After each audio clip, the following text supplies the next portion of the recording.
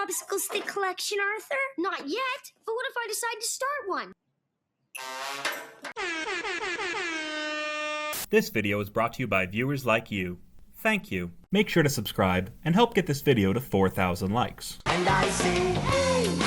Arthur imagines turning his room into the TVA from Loki. He says the best feature would be how the room would clean itself. Speaking of which, Arthur's mom hounds him to clean his room, but the avoidant Aardvark is more concerned about the upcoming festival. Just one more day until the Happy Crazy Wow Day at the park. Kind of a weird name. Happy Crazy Wow sounds less like a festival name and more like a child describing the symptoms of their own ADHD. The kids want to play soccer in the park, so Arthur goes to get his ball. He struggles to navigate his own room, which is such a mess that his dog has been stuck under all his crap for several days. He tells Pal not to get stuck again, and then traps him under a pile of dirty clothes. How the hell is this poor puppy still alive? Arthur is about to leave with the ball when his mom starts to bust his balls. Arthur convinces her to let him go to the park, and then leaves without closing the door. What a dick. That night, Arthur is watching Alien Zoo Squad, a show about anthropomorphic animals within a show about anthropomorphic animals. Mrs. Reed puts her foot down and tells her son to clean his room, while DW wastes no time taking control of the TV. Instead of listening to his mother, Arthur spies on his neighbor's TV and has Buster place his phone by the television, because it's not like he can just tape the show and watch it after he's done cleaning.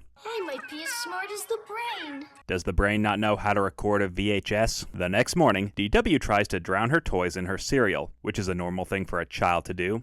Ah, I'm drowning. Help me. Toys, stay out of the cereal, please. Arthur is about to leave for the festival when his mom tells him he's not going anywhere. Mrs. Reed forbids her son from leaving the house until he cleans his room.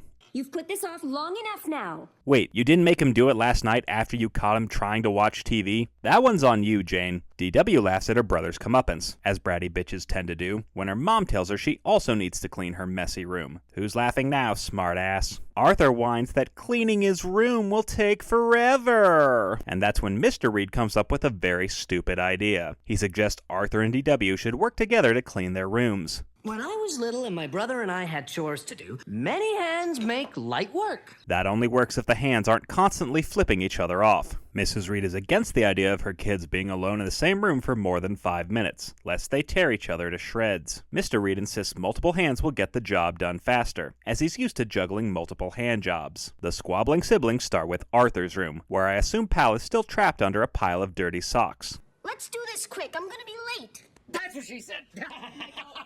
DW shows no regard for her brother's belongings and tries to get rid of his postcards from Buster. Arthur insists postcards from Buster have a sentimental value, while DW points out that postcards from Buster aren't as good as he remembers. DW continues to grind her brother's gears as she insists on playing with his toys instead of helping clean. Arthur yells at her for throwing away his bag of Muffy's cookies, which he keeps to remind himself to never trust that thieving bitch ever again. Who would buy something with your picture on it? 70 million people, that's who. Arthur chews her out for stealing his toys and making his room messier than before.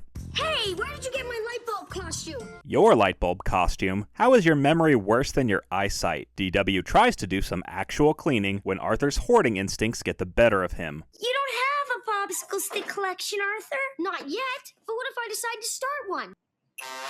Arthur banishes DW to the corner while he grabs the sword from under his bed to slay the demon wench. DW finds a random note from Francine and teases her brother for having a girlfriend. Ooh. If you don't love her, then why is your face red? Because he's fighting the urge to throw you out the window to avenge his model plane. Mr. Reed tries to get Arthur to make peace with DW, even though he'd have an easier time making peace with North Korea. DW agrees to shut up for 5 minutes, while Mr. Reed pats himself on the back and leaves without making sure the two kids don't kill each other. Against all odds, the two actually work together and clean Arthur's room in record time. Arthur is about to get the fuck out of Dodge when DW reminds him they still need to clean her room. Arthur tries to speedrun the cleanup when DW's OCD rears its ugly head. They have to go in a certain order. They have to be just right or they won't be happy. She yells at Arthur when he tries to rearrange her toys and nearly has a panic attack when he refuses to put her doll clothes on these microscopic choking hazards. The Reed parents are baffled their stupid plan fell apart and blame Arthur for not holding up his end of the bargain. Arthur says he can't do anything because DW won't let him, yet his father still has the gall to blame him for being a bad sibling. DW interrupts and asks to clean her room by herself, much to her father's dismay.